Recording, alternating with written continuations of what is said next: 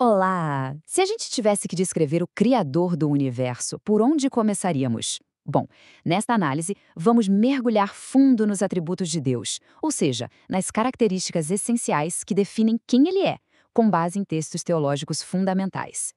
E a questão que paira sobre tudo isso é: como é que uma mente finita pode sequer começar a compreender um ser que é infinito? É um desafio, sem dúvida, e é esse desafio que vai nos guiar por todo esse tema fascinante. Vamos começar pelo básico, pela essência da fé. Porque, como a gente vai ver, entender a natureza de Deus não é só um exercício intelectual, não. É o próprio alicerce de toda a crença. Ter uma imagem clara de quem Deus é acaba formando a base para uma vida espiritual mais forte, para uma adoração genuína e para a obediência. Agora, uma visão meio distorcida, bom, isso pode levar a uma fé bem superficial. No fim das contas, a base de tudo é o conhecimento. Ok, agora vamos explorar aqueles atributos que descrevem o poder e a presença infinitos de Deus. São as características que basicamente o definem como um ser sem limites. Para começar, a soberania é a ideia de que Deus tem autoridade suprema, controle absoluto. E o que isso significa na prática? Que nada, absolutamente nada, desde o movimento das galáxias até os detalhes mais íntimos da existência, acontece fora da supervisão dele. Tudo é orquestrado segundo a sua vontade. Aí a gente entra nos três famosos atributos ONI. Primeiro, a onipotência. Ele é todo-poderoso. Segundo, a onisciência. Ele sabe de tudo, passado, futuro e até o pensamento mais secreto. E terceiro, a onipresença. Ele está em todos os lugares, o tempo todo, ao mesmo tempo. Juntos, esses três revelam a natureza verdadeiramente infinita de Deus. E aqui, a imutabilidade. Pensa só, em um mundo que está sempre mudando, a ideia de que Deus nunca muda, nem no seu caráter, nem nos seus propósitos ou promessas, isso oferece uma verdadeira âncora. Essa constância eterna é o que fundamenta a esperança. Agora, vamos mergulhar no caráter de Deus. A gente vai explorar os atributos morais dele, santo, justo e amoroso, e ver a interação fascinante que existe entre eles. Começando pela santidade, que talvez seja o atributo moral que mais define Deus. Isso significa pureza absoluta, uma separação infinita de todo o mal. Essa perfeição moral não só estabelece o padrão para tudo, como também explica por que a reconciliação entre um Deus santo e a humanidade se torna tão necessária.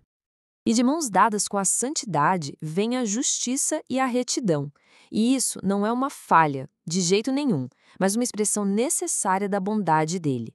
Justamente por ser santo, ele precisa agir de acordo com a sua lei moral, o que significa que todo pecado precisa ser de alguma forma justificado.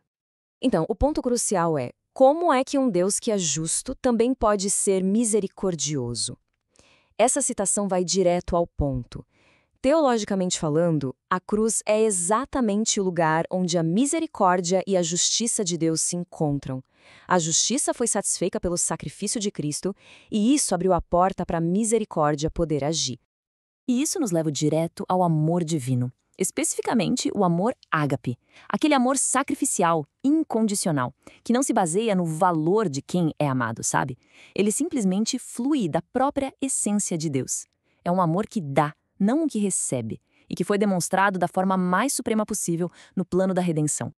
E partindo desse caráter amoroso, a gente explora agora os dons divinos: graça, misericórdia e bondade.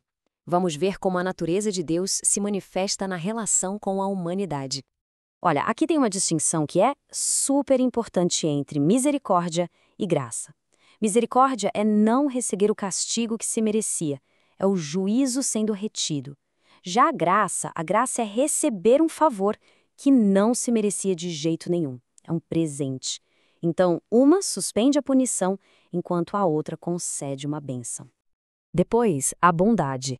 É muito importante notar que a bondade não é só algo que Deus faz, mas é a essência de quem Ele é. Ele é a fonte original de tudo que existe de bom, e essa bondade se manifesta ativamente no cuidado que Ele tem com toda a criação. Certo. Então, como é que todos esses atributos, poder, santidade, amor, justiça, como é que tudo isso se encaixa? A resposta está em entender a natureza unificada de Deus, que é ao mesmo tempo simples e próxima.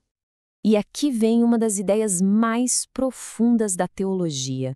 Deus não tem atributos, como se fossem peças de um quebra-cabeça. Ele é os seus atributos. Isso tem um nome, simplicidade divina. E o que significa? Que o amor dele é santo, a justiça dele é amorosa e a soberania dele é boa. Tudo está perfeitamente unido no ser dele. E isso nos leva a um paradoxo fascinante.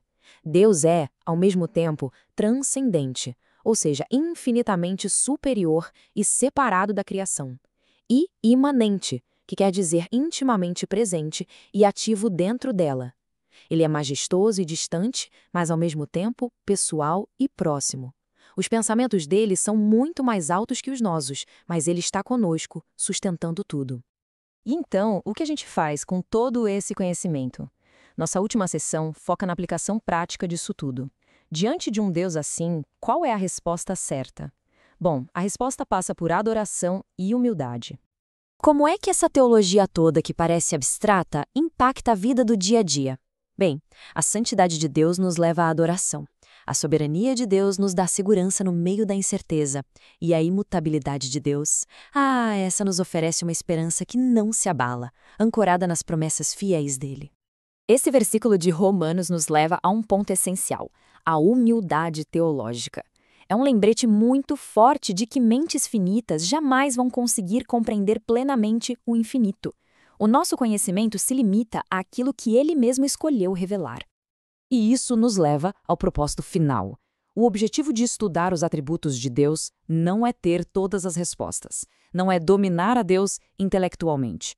O objetivo é ser dominado por ele em adoração, ser transformado pelo conhecimento de quem ele é. E assim a gente termina com uma pergunta para reflexão. O que significa adorar um Deus que nunca poderemos compreender plenamente? É um pensamento que nos convida não a um conhecimento total, mas a um relacionamento de reverência e admiração contínuas com o Criador.